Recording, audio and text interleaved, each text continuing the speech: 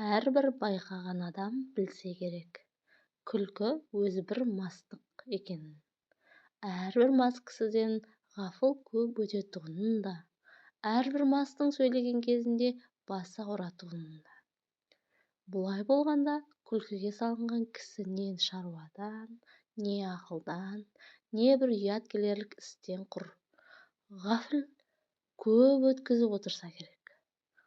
Осындай ғафылдық көп өткізіп өлмеген кісінің не дүниеде, не ақыретте басы бір ауырмай қалмаса керек.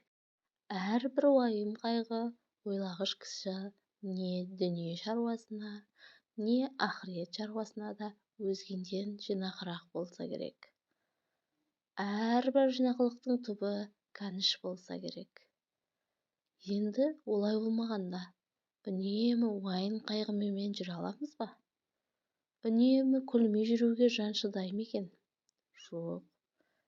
Мен үнемі уайым қайғымен де болу демеймін. Уайым қайғысыздығыңа уайым қайғылы қыл дағы сол уайым қайғысыздығыңнан құтыларлық орынды қарекет табу керек һәм қылу керек. Әрбір орынды қарекет өзі де уайым қайғыны да азайтады. Орынсыз күлкіменен азайтпа, орынды қарекетпен азайт. Шығар есігін таба алмай, уайым қайғының ішіне кіріп алып, қамалып қалмақ. Ол өзі де бір антұрғандық. Және әрбір жаман кісінің қылығына күлсең, оған рахаттанып күлме. Ыза болғаныңнан күл. Ызалы күлкі ол өзі де қайғы. Ондай күлкіге үнемі өзің де салынбассың. Әрбір жақсы адамның жақсылық тапқанына рахаттанып күлсең, оның жақсылықты жақсылығынан тапқандығын ғибрат көріп күл. Әрбір ғибрат алмақтың өзі де мастыққа жібермей, уақытымен тоқтатады. Көп күлкінің бәрінде мақтағаным жоқ, оның ішінде бір күлкі бар-ау. Құдай жаратқан орныменен іштен, көкіректен, жүректен келмейді, қолдан жасап, сыртыменен бет-аузын түзеп, бай-бай күлкінің әнін сәндеп, әдемішілік үшін күлетін бояма күлкі.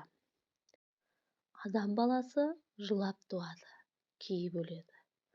Екі ортада бұ дүниенің рахатының қайда екенін білмей, бірін-бірі аңдып, бірінен бірі мақтанып, есіл өмірді ескерусіз, босқа, жарамсыз қылықпен қор етіп өткізеді де, таусылған күнде бір күндік өмірді бар малына сатып алуға таба алмайды.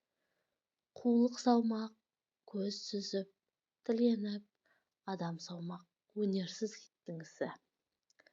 Әуелі Құдайға сыйынып, екінші өз қайратыңа сүйеніп, еңбегіңді сау, еңбек қылсаң қара жерде береді, құр тастамайды.